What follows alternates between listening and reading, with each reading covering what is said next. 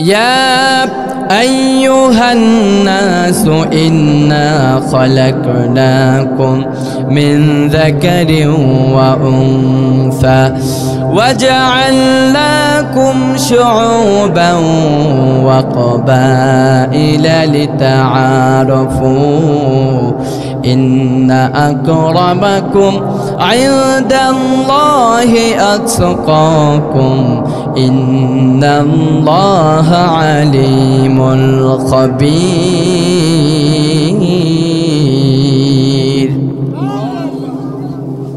আল্লাহ রাব্বুল আলামিন বলছেন আমার গোলাম শুনে শুনো ইয়া আইয়ুহান নাস হে মানুষ সকল ইন্না খলাকনাকুম নিশ্চয় আমি আল্লাহ তোমাদের সৃষ্টি করেছি মিন যাকারি ওয়া উনসা একজন পুরুষ আর একজন নারী থেকে আমি আল্লাহ রাব্বুল আলামিন তোমাদেরকে সৃষ্টি করেছি আর একজন পুরুষ আর একজন নারী তাদের দ্বারা সৃষ্টি করার পরে ওয়াজআলনাকুম শুউবা আর আমি আল্লাহ রাব্বুল আলামিন পৃথিবীতে পাঠানোর পরে এক ফ্যামিলির ভিতরে সীমাবদ্ধ রাখি নাই সুবহানাল্লাহ বলেন আমরা সবাই আদম সন্তান ঠিক কি না কোনো সন্দেহ আছে নাকি কিন্তু আদম আলাইহিস সালাম একটা ফ্যামিলিতে ছিলেন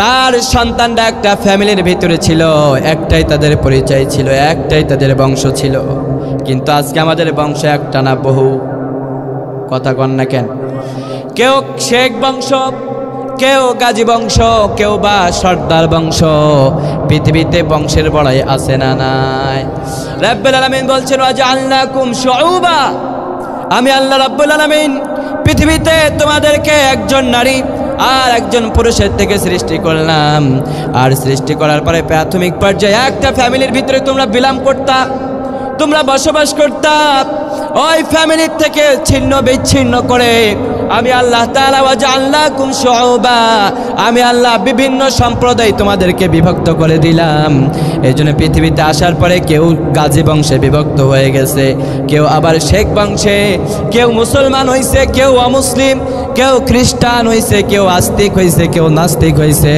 কিন্তু মূলে আমাদের ছিল কয়জন কথা কন না কেন দুইজন আল্লাহ রাব্বুল আলামিন এই মানব জাতি এবং সভ্যতাকে মিলানোর জন্য আল্লাহ তাআলা আমাদেরকে পরের আয়াতে এই আয়াতের পরের অংশে আল্লাহ সুবহানাহু ওয়া তাআলা আমাদেরকে যে স্টেটমেন্ট দিচ্ছেন রব্বুল আলামিন বলছেন ওয়া কাবাইলা লিতাআরাফু আওয়াজ নাই কষ্ট হচ্ছে মনে হয় একটু আওয়াজ দিয়ে বলেন আল্লাহু আকবার রব্বুল আলামিন বলছেন ওয়া কাবাইলা শুধুমাত্র তোমাদেরকে সাম্প্রদায়িক বিভক্ত করলাম না পৃথিবীতে মানুষ আসার পরে আমি আল্লাহ তাআলা এই মানুষগুলোকে গোত্রে গোত্রে বিভক্ত করলাম সুবহানাল্লাহ বলেন এজন্য কারো ভাষা আপনাদের বগুড়াতে কেউ বা থাকে রংপুরে আবার কেউ থাকে কুড়িগ্রামে কিন্তু মূলে কয়জন সুবহানাল্লাহ বলতে ইচ্ছে করলো না রব্বুল আলামিন কোরআনের ভিতরে বলছেন ওয়াজআলনাকুম আমি তোদেরকে বিভক্ত করেছি শুউবা সম্প্রদায় বিভক্ত করেছি সুবহানাল্লাহ বলেন এরপরে রব্বুল আলামিন বলছেন কাবাইলা শুধু বংশগোত্রে বিভক্ত করি নাই আমি আল্লাহ এই মানুষগুলোকে স্থান কাল পাত্র ভেদে আমি এই মানুষগুলোকে বিভিন্ন অঞ্চলে তাদেরকে বিভক্ত করে দিলাম সুবহানাল্লাহ বিহামদি এবার রব্বুল আলামিন বলছেন ইন্না আকরামাকুম ইনদাল্লাহি আতকাকুম ইন্নাল্লাহা আলিমুল খবীর এবার কত চমৎকার ভাবে আল্লাহ রাব্বুল আলামিন কোরআনকে সাজিয়েছেন খেয়াল করে শুনেন আল্লাহ প্রথমে বললেন তোমাদেরকে দুইজন থেকে সৃষ্টি করলাম এবার আপনারা আওয়াজ দিয়ে বলেন না কয়জন থেকে সৃষ্টি করা হয়েছে এরপরে রব্বুল আলামিন পর্যায়ক্রমে বলছেন এক নম্বরে তোদেরকে আমি আল্লাহ তাআলা বংশের ভিতরে বিভক্ত করে দিলাম এরপরে আল্লাহ বলছেন শুধু বংশের ভিতরে বিভক্ত করে আমি আল্লাহ তাআলা শেষ করলাম না রে বান্দা বংশের পরে আমি আল্লাহ তাআলা তোদের ঠিকানা করে দিলাম আলাদা আলাদা ভাই এক চার ভাই কিন্তু কেউ থাকে ঢাকাতে কেউ থাকে বগুড়ায় ঠিক কিনা কিন্তু মা বাপ দুইজনেই আছে না নাই আছে সুবহানাল্লাহ বলেন রব্বুল আলামিন বলছেন এই যে তোরা সেপারেট থাকিস তোরা আলাদা থাকিস কেউ এলাকায় কেউ ওই এলাকায় কিন্তু এই মানুষগুলোকে সব যে জায়গায় থাকুক না কেন, কেউ সৌদি আরব থাকে, কেউ বাংলাদেশে থাকে, কেউ আমেরিকাতে থাকে, কেউ ইসরায়েলে থাকে, কেউ ফিলিস্তিনে থাকে, যে যেইখানে থাকুক না কেন তাকওয়ার ভিত্তিতে সবাই এক। সুবহানাল্লাহ বলে। এই জন্য দেখেন ইসলামটা কত সুন্দর। সৌদি আরবের ভিতরে যেই বেটা ইসলামটাকে মানে, যারা ইসলামটাকে মানে, আল্লাহর হাবিবের পূর্ণাঙ্গ অনুসরণ করে, কোরআনটাকে পূর্ণাঙ্গ মানে, ওদের নামাজ আর আমাদের নামাজের ভিতরে ভেদাভেদ আছে নাকি? কথা কন না কেন? না, ওরা 6 রাকাত পড়ে, ওরা 6 রাকাত পড়ে, আমরা করি কয় রাকাত? এশারের নামাজের ভিতরে ভিন্নতা আছে। এশারের নামাজে আমরাও 4 রাকাত পড়ি, সৌদি আরবে যারাও থাকে ওরাও 4 রাকাত নামাজ পড়ে, নাকি 6 রাকাত নামাজ পড়ে? 4 রাকাত। রব্বুল আলামিন বলছেন বান্দারে শুধু তাই নয়, 5 ওয়াক্ত নামাজ তোদেরকে দান করলাম। স্থান কাল পাত্রভেদে সবাই যদি ভিন্ন হও, নামাজের ক্ষেত্রে সবাই এক না ভিন্ন? না, ভিন্ন আসেনি। পিছনের ভাইতে মনে ভিন্নতা খুঁজে পাইছে, ওনারা কিছু কয় না যে খুঁজে পাইছেন কেউ? ফিলিস্তিনে যারা থাকে ওনাদের নামাজ কয় ওয়াক্ত? 5 ওয়াক্ত। ঢাকাতে যারা থাকে তাদের, আমেরিকাতে যারা থাকে ওদের তো টাকা পয়সা বেশি, ওরা 1 ওয়াক্ত বাড়াই নিছে মনে হয়। ওদের কয় ওয়াক্ত? 5 ওয়াক্ত। সুবহানাল্লাহ বলতে ইচ্ছে করলো। রব্বুল আলামিন বলছেন বান্দারে ওদের শারীরিক গঠন ভিন্ন, চেহারায় ভিন্ন, চামড়ার কালারে ভিন্ন, কিন্তু তাকওয়ার ভিত্তিতে ওরাও যেমন 5 ওয়াক্ত নামাজ আদায় করে, তোমরা বাংলাদেশে ঈমান আনার কারণে তোমাদের উপরেও 5 ওয়াক্ত নামাজকে আমি আল্লাহ ফরজ করলাম। এবার আল্লাহ বলছেন শোনো শোনো, এই মানুষগুলাকে ঐক্যবদ্ধ করার জন্য আমি আল্লাহ তাআলা শুধুমাত্র একটি পয়েন্টই যথেষ্ট, একটি ডিরেকশনই যথেষ্ট, একটি স্টেটমেন্টই আমি আল্লাহ তাআলার যথেষ্ট, আর বেশি প্রয়োজন নাই। এই মানুষগুলাকে মিলানোর জন্য, সব মানুষগুলাকে এক জায়গায় করার কোনো প্রয়োজন নাই। বগুড়ার এই মাহফিলের ময়দানে সবাইকে এক জায়গায় করা লাগবে না, বিভিন্ন জায়গাতে ওরা যখন কোরআনের আলোচনাগুলো শুনবে, কোরআনটা এক না ভিন্ন? কোরআনের ভিতরে আপনি যে এখন যা শুনছেন, এখান থেকে দূরে কোথাও যে আলোচনা যদি এই আয়াতের ভিত্তিতে হয়, ওই আলোচনাটা ভিন্ন না, এক। কিন্তু বক্তৃতার ক্ষেত্রে ভিন্নতা আছে না নাই? কেউ একভাবে উপস্থাপন করে, কেউ আরেকভাবে উপস্থাপন করে। সুবহানাল্লাহ বলেন। এখানে অনেক মানুষ আছে 70 বছর 80 বছর বয়স হয়ে গেছে, তাফসীর মাহফিল একই আয়াতের ভিতরে শুনে, কিন্তু এক বক্তার কাছ থেকে এক এক রকম ভিন্নতা শুনে শুনে। সুবহানাল্লাহ বলেন। আয়াত এক, 1400 বছর হয়ে গেছে মানুষ কোরআন শুনছে, আগেও শুনেছে, এখনো শুনে, ভবিষ্যতেও শুনবে, কিন্তু কোরআন তাদের কাছে পুরাণ হয় না। এটা কোরআনের একটা রহমত, একটা সিগনিফিকেন্ট, একটা আলামত। সুবহানাল্লাহ বলেন। এটা দান করে দিয়েছে কে? কোরআনটাকে আমাদের কাছে কখনো পুরাণ মনে হয়? ওল্ড মডেল মনে হয়? নতুন কোরআনের প্রয়োজন আছে আমাদের? সুবহানাল্লাহ বলেন।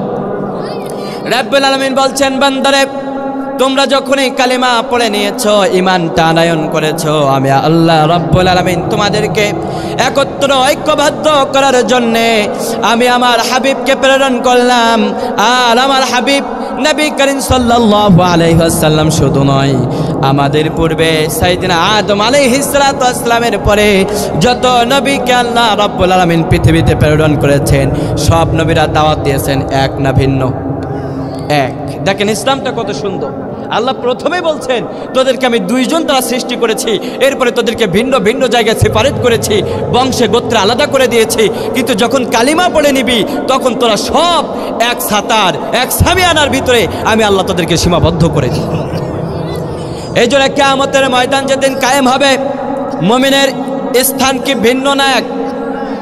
এক।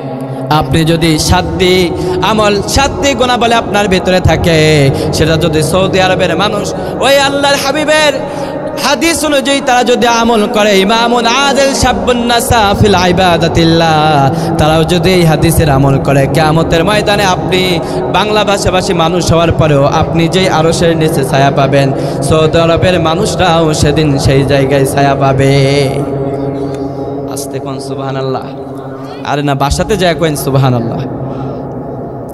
রব্বুল আলামিন বলছেন ক্বাবাইলা লিতাআরাফু ইন্না আকরামাকুম, আর এই মানুষগুলাকে ঐক্যবদ্ধ করার জন্য আমি আল্লাহ বললাম শোনো, দুনিয়াতে মানুষ সাম্প্রদায়িক বিভক্ত হওয়ার পরে ভাই যদি 4 জন হয়, 2 জন ভাইয়ের অবস্থা যদি ভালো হয়, 2 জন ভাইয়ের অবস্থা খারাপ হইলে বাকি 2 জনের দাম দেয় না? আছে না? নাই? আরে তোর সম্পদ নাই, তোর সাথে আমার কোনো সম্পর্ক নাই। কিসের চাচা? কোনো চাচা বলে আমি তোরে চিনি না। আওয়াজ দিয়ে বলেন ঠিক কিনা? এই ভিন্নতা আছে না নাই? আল্লাহর হাবিব বলেছেন দুনিয়াতে তোমরা সফলতার মানদণ্ড সেপারেট করতে পারো টাকার মাধ্যমে, অর্থের মাধ্যমে।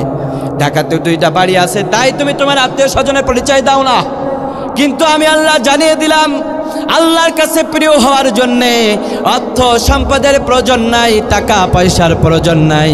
আল্লাহর কাছে যদি একতাবদ্ধ হইতে চাও, আল্লাহর কাছে যদি এক সামিয়ানার ভিতরে তুমি যদি থাকতে চাও, আমার বান্দারারে তোমাদের ভিতরে ইন্না আকরামাকুম ইনদাল্লাহি আতকাকুম, দুনিয়াতে তাকওয়া যার যত বেশি আল্লাহর কাছে সে প্রিয় হবে তত বেশি। সুবহানাল্লাহ আসতে বলেন।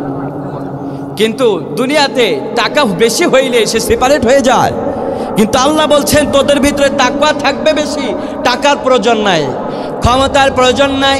তুমি যে চেয়ারম্যান ছিলা, এই চেয়ারম্যানের প্রয়োজন নাই। তুমি যে মন্ত্রী ছিলা, এমপি ছিলা, এই পরিচয় কবরে খাটবে না। আল্লাহর কাছে এই পরিচয়ের কোনো মূল্য নাই। তুমি যদি তাকওয়ার ভিত্তিতে 1 নম্বর হইতে পারো, আল্লাহ বলছেন তুমি আমার হাবিবের সাথে জান্নাতে থাকতে পারবা।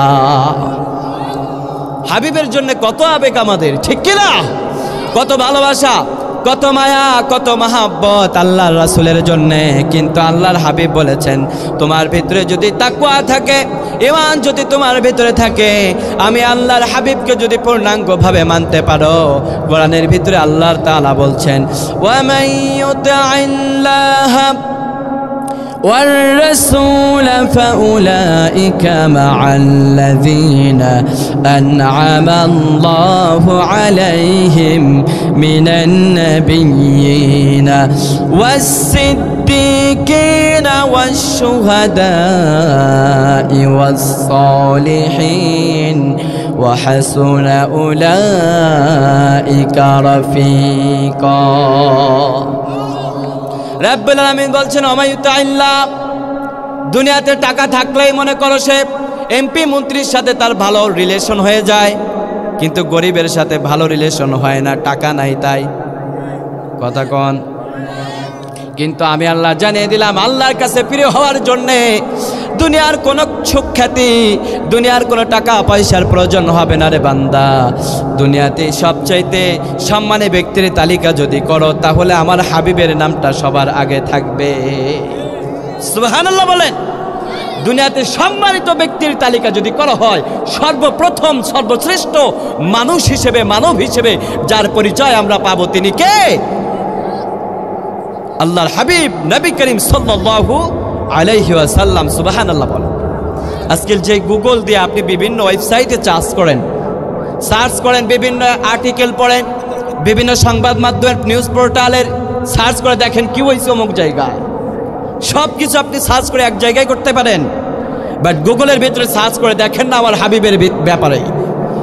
আপনি যদি লিখেন পৃথিবীর সর্বশ্রেষ্ঠ মানুষকে, গুগল আপনাকে জবাব দিয়ে দিবে পৃথিবীর সর্বশ্রেষ্ঠ মানুষ অন্য কেউ নয়, পৃথিবীর সর্বশ্রেষ্ঠ সেরা মানুষ হচ্ছেন আপনার আমার নবী, প্যারা হাবিব নবী করিম সাল্লাল্লাহু আলাইহি ওয়াসাল্লাম, যার নাম হচ্ছে মুহাম্মদ সাল্লাল্লাহু আলাইহি ওয়াসাল্লাম। সুবহানাল্লাহ বলেন। অথচ গুগল আমাদের তৈরি না, আমরা এটাকে নিয়ন্ত্রণ করি না, বেধর্মীরা নিয়ন্ত্রণ করে। অথচ সেই গুগল আমার হাবিবের কাছে মাথা করে ফেলে। সুবহানাল্লাহ কোন। এই জন্য আল্লাহ বলছেন আমি আল্লাহ যারে সম্মান দেই, দুনিয়ার কেউ তারে লাঞ্ছিত করতে পারে না, ঠিক কিনা? মান কানা ইউরিদুল ইজ্জা ফাইন্নাল ইজ্জাতা লিল্লাহি জামিয়া। সুবহানাল্লাহ বলেন। দুনিয়াতে আল্লাহ পাক রব্বুল আলামিন দুনিয়াতে যারে সম্মানিত করতে চান, দুনিয়াতে আল্লাহ যারে সম্মান দিতে চান, দুনিয়াতে কেউ তারে লাঞ্ছিত করতে পারে না, সম্ভব না। কারণ এই সম্মানটা দিয়েছে কে? দুনিয়ার কোনো মানুষ দেয় নাই, দুনিয়ার কোনো হট্টাকট্টা নেতাগোতা সম্মান দেয় নাই, সম্মানটা দিয়েছেন আরশের মালিক। আওয়াজ দিয়ে বলেন আল্লাহু আকবার। আল্লাহর হাবিবের সম্মান দিয়েছে কে? আল্লাহ রাব্বুল আলামিন আল্লাহর হাবিবের সম্মানটাকে সমন্বিত করেছেন। আল্লাহ রাব্বুল আলামিন এত সম্মান দিয়েছেন, আল্লাহর হাবিবের আগে কেউ জান্নাতটাকে নিজের চোখে দেখতে পারবে না। সুবহানাল্লাহ বলেন।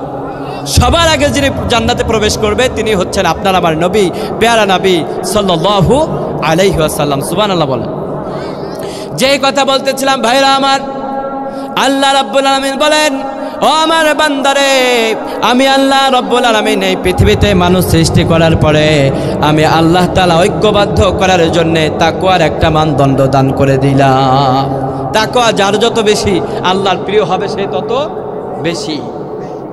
শ্রেষ্ঠ সম্মান আল্লাহ তাআলা তার হাবিবকে দিলেন এবং আল্লাহ তাআলা জানিয়ে দিলেন, ওমাইতু আল্লাহ ওয়া রাসূলা, তোমার ঈমান যদি ভালো থাকে, তুমি যদি আল্লাহ এবং তার রাসূলকে পূর্ণাঙ্গভাবে মানতে পারো, জান্নাতে যেই মানুষটি দুনিয়ার সবচেয়ে বেশি সম্মানিত ছিল ওই মানুষের সাথে আল্লাহ তাআলা তোমাকে জান্নাত দান করে দিবে। দুনিয়াতে সবচেয়ে সম্মানিত মানুষ হচ্ছে আল্লাহর হাবিব। ওমাইতু আল্লাহ ওয়া রাসূলা ফাউলাইকা মাআল্লাযিনা, আল্লাহ নিজেই বলছেন, দুনিয়াতে যারা আমি এবং আমার হাবিবকে অনুসরণ করতে পারবে জান্নাতের ভিতরে সাধারণ মানুষের সাথে তাদেরকে জান্নাত দেয়া হবে না, জান্নাতে ওরা আমার হাবিব আমার নবীগণের সাথে জান্নাতে থাকবে। আমরা আল্লাহর হাবিবের সাথে জান্নাতে থাকতে চাই নাকি চাই না? সবাই জানতো, আল্লাহ কবুল করুক, বলে না আমিন। কিন্তু ভাইরা আমার জেনে রাখতে হবে, জান্নাত আপনি এমনি এমনি বললে জান্নাতটা পাওয়া যাবে না, জান্নাতের জন্য কাজ করার দরকার আছে না নাই? আর যারা নামাজ পড়ে না, রোজা করে না, আল্লাহর হুকুমগুলা মানে না, রাসূলের দেখানো পথে যারা চলে না, এরা কি আদৌ জান্নাত পাবে নাকি? পাবে না, সুযোগ নাই। এই স্পেসটাকে, এই পথটাকে আল্লাহ বন্ধ করে দিয়েছেন, ঠিক কিনা? রব্বুল আলামিন বলছেন, এমনি এমনি ঈমান আনলেই পরে তুমি জান্নাত পাবা না। আমি আয়াতের তাফসিরে যাওয়ার আগে ঈমান আনলেই যদি জান্নাত পাওয়া যায়, আল্লাহ তাআলা কোরআনের ভিতরে কি বলছেন এই ব্যাপারে একটু জানার দরকার আছে না নাই? কারণ আপনার আশেপাশে, আপনার বাসার ভিতরে, আপনার প্রতিবেশীর ভিতরে অনেক মানুষ আছে, তারা ভেবে নিয়েছে ঈমান আনলেই বোধহয় আল্লাহকে যদি বিশ্বাস করি তাহলেই মনে হয় জান্নাত পাওয়া যাবে। আল্লাহর কোরআন কি বলছে একটু খেয়াল করে শুনেন না ভাইরা আমার। রব্বুল আলামিন সূরাতুল আনকাবুতের 2 নম্বর আয়াতের ভিতরে আল্লাহ বলছেন, শোনো, যারা ভাবছো আল্লাহ পাক রব্বুল আলামিন দুইজন মানুষের দ্বারা আমাদেরকে সৃষ্টি করেছেন, আর পৃথিবীতে আসার পরে এতগুলা মানুষে আমরা ছিন্ন বিচ্ছিন্ন হলাম, এখন শুধু মুখে বললাম লা ইলাহা ইল্লাল্লাহ, এই কথা বলার কারণেই মনে হয় আল্লাহ রব্বুল আলামিন আমাদেরকে জান্নাত দান করে দিবেন। আল্লাহ তাদের ব্যাপারে বলছেন, বেটা শুন, আমি আল্লাহ কোরআনের ভিতরে বাকি আয়াতের ভিতরে কি বলছে একটু কানটা খুলে শুনে রাখ। শুধু ঈমান আনলেই পরে জান্নাত পাওয়া যাবে না, আমি আল্লাহ বলে দিলাম, আহাসিবান নাসু আন ইউতরাকু আন ইয়াকুলু আমান্না ওয়া হুম লা ইফতানুন।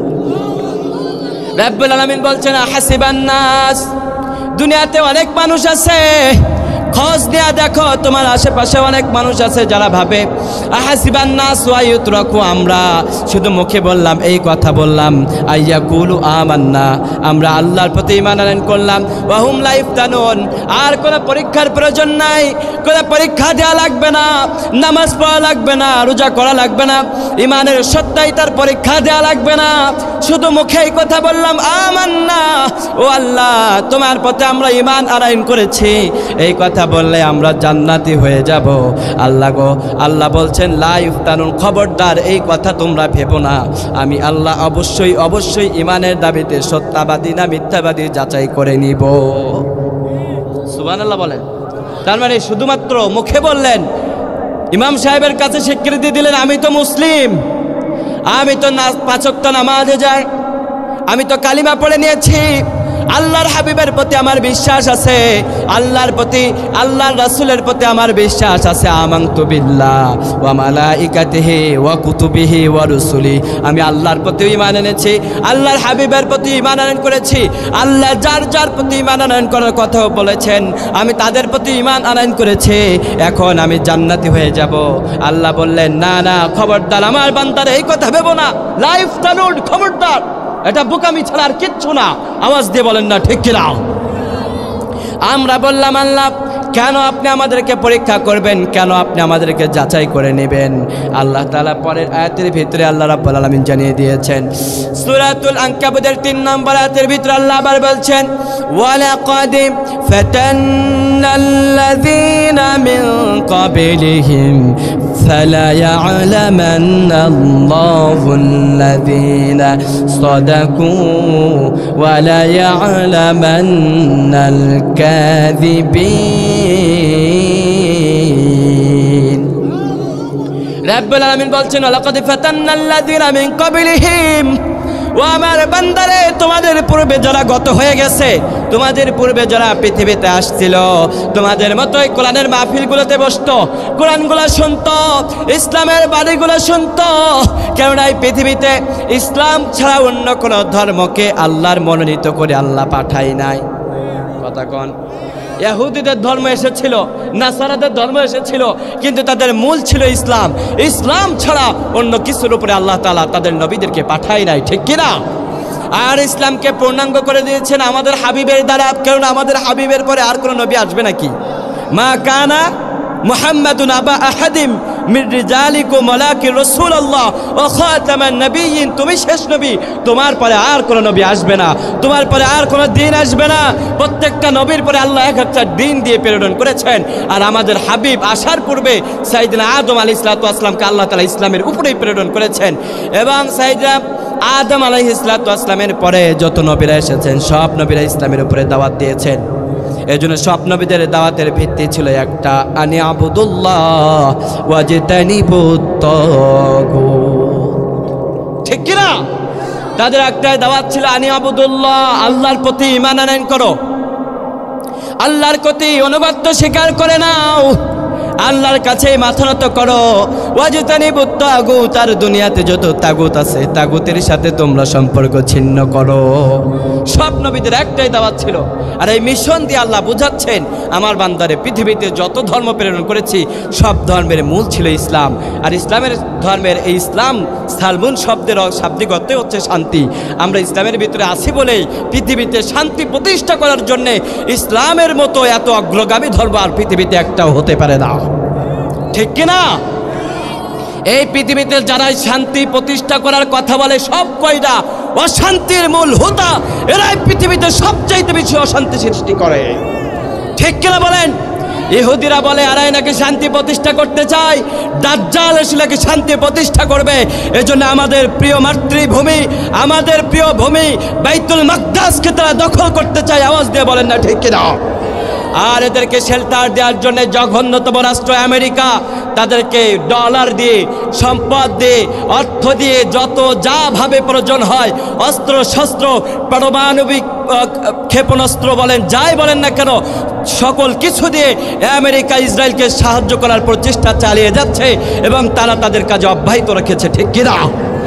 তাদের সরকারের পর সরকার চেঞ্জ হয়, কিন্তু এই বাতিলপন্থী ইসরায়েলের পক্ষে থাকার প্রচেষ্টা তাদের কখনো শেষ হয় না, ঠিক কিনা?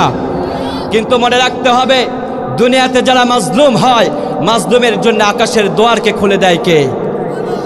আল্লাহ। মাজলুমের বদদুয়া কখনো বিফলে যায় না।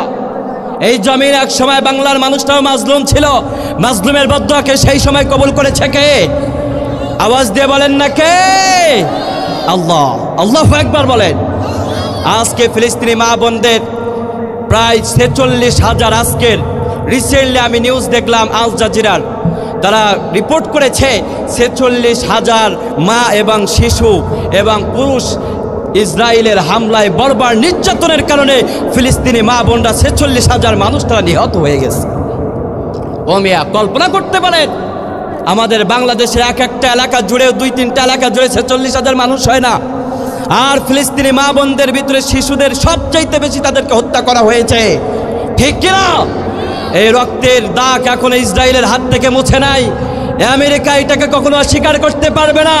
আর পৃথিবীতে যারা জুলুম করে আল্লাহ তাদেরকে কখনো ছাড় দেয় না। আওয়াজ দিয়ে বলতে হবে ঠিক কিনা? ওয়ালা তাজিদিজ যালিমিনা ইল্লা তাবারা। যারা জমিনে জুলুম করে, যারা জমিনে মাজলুমের উপরে জুলুম করে, আল্লাহ তাদেরকে কখনো ছাড় দেয় না, ঠিক কিনা? ওয়ালা তাজিদিজ যালিমিনা ইল্লা তাবারা। আল্লাহ বলেন তোদেরকে আমি ছাড় দিব না। ছাড় দিবে না আল্লাহ। অতীতকে কাউরে আল্লাহ ছাড় দেয় নাই। ফেরাউনকে আল্লাহ ছাড় দেয় নাই, নমরুদকে আল্লাহ ছাড় দেয় নাই। আল্লাহ রাব্বুল আলামিন এই জামানার সবচাইতে নিকৃষ্ট জালেমদেরকে আল্লাহ ছাড় দেয় নাই। আওয়াজ দিয়ে বলতে হবে ঠিক কিনা? আল্লাহর হাবিবকে যারা নির্যাতন করে অপদস্থ করে শেষ করতে চেয়েছিল, তারা শেষ করতে পারে নাই। আবু জাহেল, উতবা, সাইবা চলে গিয়েছে, তাদের বাসা বাড়িগুলো আজকে বাথরুম হিসেবে প্রমাণিত হয়েছে। এখন মানুষ হজে গেলে এই আবু জাহেল, উতবা, সাইবার বাসাগুলোতে গেলে মলমূত্র ত্যাগ করে, তাদের জন্য সম্মানের কিচ্ছু নাই, ঠিক কিনা? সুতরাং এই পৃথিবীতে যারা জুলুম করে আল্লাহ চূড়ান্তভাবে তাদেরকে কখনো বিজয় দিবে না, বিজয়টা আল্লাহ মুসলিমদের পক্ষেই দিবে, ঠিক কিনা? এই জন্য রাব্বুল আলামিন বলছেন, ওয়ালা তাহিনু ওয়ালা তাহজানু ওয়া আনতুমুল আ'লাউনা ইন কুনতুম মুমিনিন। রাব্বুল আলামিন বলছেন, ওয়ালা তাহিনু, তোমাদের উপরে যত দুঃখ আসুক না কেন, তোমাদের উপরে যত কষ্ট আসুক না কেন, ওয়ালা তাহিনু, তোমরা হতাশ হয়ে যেও না, ওয়ালা তাহজানু, তোমরা হাল ছেড়ে দেও না, তোমরা দুঃখ করো না, ওয়া আনতুমুল আ'লাউন ইন কুনতুম মুমিনিন, যদি তোমরা মুমিন হয়ে থাকো চূড়ান্ত বিজয়টা আমি আল্লাহ তোমাদের পক্ষেই দান করে দিব।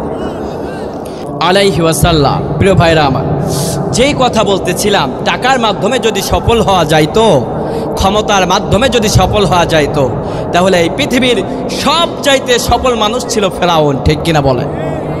ফেরাউনের ক্ষমতা ছিল খুবই, তার এক হুকুমে বনি ইসরায়েলের ছোট্ট ছোট্ট বাচ্চার গর্দান্তা মাটির নিচে গড়গড় করেছে, ঠিক কিনা বলেন? তার মাধ্যমে আমরা আল্লাহ তাআলা আমাদের জন্য একটা শিক্ষা দিয়েছেন, ক্ষমতার মাধ্যমে সফল হওয়া যায় না। এরপরে সম্পদের মাধ্যমে আসলে সফল হওয়া যায় না। সম্পদ থাকলেই পরে আপনি যে জান্নাত পাবেন, এটা হচ্ছে বোকার রাজ্যে বসবাস করার মতো একটা কথা, ঠিক কিনা? সম্পদ অনেক মানুষের আছে, দেখবেন এই ময়দানে অনেক মানুষের আছে, বাড়ি গাড়ির অভাব নাই, টাকা পয়সার অভাব নাই, কিন্তু আপনাদের মসজিদের ব্যাপারে আমি যখন দেখলাম যে এই নির্মাণ কল্পে, মনে হয় দ্বিতীয় বক্তায় কথা বলেছে, এই স্টেজে শুধুমাত্র 50 টাকার একটা নোট দেখে নিজেরই একটু খারাপ লাগে। এখানে কি কারো সম্পদ নাই, না সবাই গরিব মানুষ? কথা কন না কেন? সম্পদ নাই কারো? এলাকার মানুষ আপনারা, মসজিদটা আপনাদের, এই দায়িত্বটা আপনাদেরই, ঠিক কিনা? মসজিদ সম্পর্কে ধনীগুলার আল্লাহ কিয়ামতের দিন জিজ্ঞাসা করবে, তোর যে এত সম্পদ ছিল কোন রাস্তায় ব্যয় করে, যে জবাব দে, ঠিক কিনা বলেন? আপনি এত সম্পদ গড়েছেন, আপনার সন্তান যদি এগুলো অন্য পথে ব্যয় করে, কিয়ামতের দিন আল্লাহর কাছে আপনি জবাব দিতে পারবেন না, ঠিক কিনা? এই জন্য সম্পদটাকে বুঝে শুনে ব্যয় করার দরকার, ঠিক কিনা? ভাইরা আমার, যে কথা বলতেছিলাম, রব্বুল আলামিন বলেন, ক্ষমতার টাকার মাধ্যমে দুনিয়ার মানুষ তোমারে দেখলে সম্মান করতে পারে, দুনিয়ার মানুষ তোমারে সম্মান বশত সালামও দিতে পারে রে বান্দা, কিন্তু আখিরাতে আল্লাহর কাছে যদি সম্মান পাইতে চাও, টাকার মাধ্যমে সফল হওয়া যাবে না। আল্লাহর কাছে সফল যদি হতে চাও, তাকওয়ার ভিত্তিতেই সফল তোমাদের হতে হবে। এই জন্য রাব্বুল আলামিন বলছেন, ইন্না আকরামাকুম ইনদাল্লাহি আতকাকুম। সুবহানাল্লাহ বলেন, ইন্নাল্লাহা আলিমুল খবীর। রাব্বুল আলামিন বলছেন তাকওয়া, ইন্না আকরামাকুম ইনদাল্লাহি আতকাকুম। আল্লাহর কাছে যদি প্রিয় হতে চাও, দুনিয়ার মানুষের কাছে শ্রেষ্ঠত্ব হওয়াই শ্রেষ্ঠত্ব প্রমাণ পাই না রে বান্দা। আল্লাহর কাছে শ্রেষ্ঠত্ব যদি অর্জন করতে চাও, আল্লাহর কাছে যদি শ্রেষ্ঠত্ব অর্জন করতে চাও, আল্লাহর কাছে যদি প্রিয় হতে চাও, ও আমার বান্দারে, তাকওয়া তোমার ভিতরে প্রয়োজন। আর যদি তাকওয়া আল্লাহর ভয় তোমার ভিতরে না থাকে, তাহলে বুঝে নিও তুমি এখনো মুমিন হতে পারো না, ঠিক কিনা বলেন? অনেক মানুষ নামাজ পড়ে আর ভাবে যে আমি তো বড় মুত্তাকি হয়ে গেলাম, আহারে আমারে মানুষ দেখলে সালাম দেয় না, কে আছে না নাই?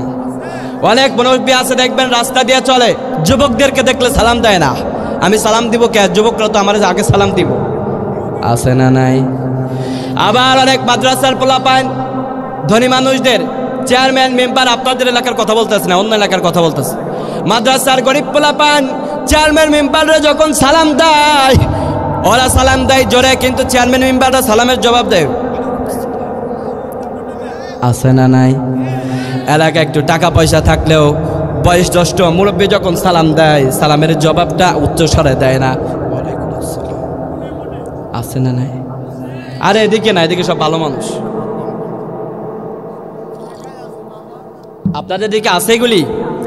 আল্লাহ মাফ করুক, বলেন আমিন। অহংকার করা যাবে না, সালাম আপনাকে আগেই দিতে হবে। যুবক ভাইয়েরা, মুরব্বীদেরকে দেখলে আগে সালাম দিবেন, তাহলে তোমার চরিত্রের সার্টিফিকেট ওখান থেকে পেয়ে যাবে, ঠিক কিনা? এলাকায় যখন তোমার বিয়ে দেওয়ার জন্য মেয়ে খুঁজবে তোমার পিতা, তখন মুরব্বীর কাছে গেলে সে তোমার সত্যায়িত করবে, না যুবকটা ভালো ছেলে ছিল, ঠিক নেই?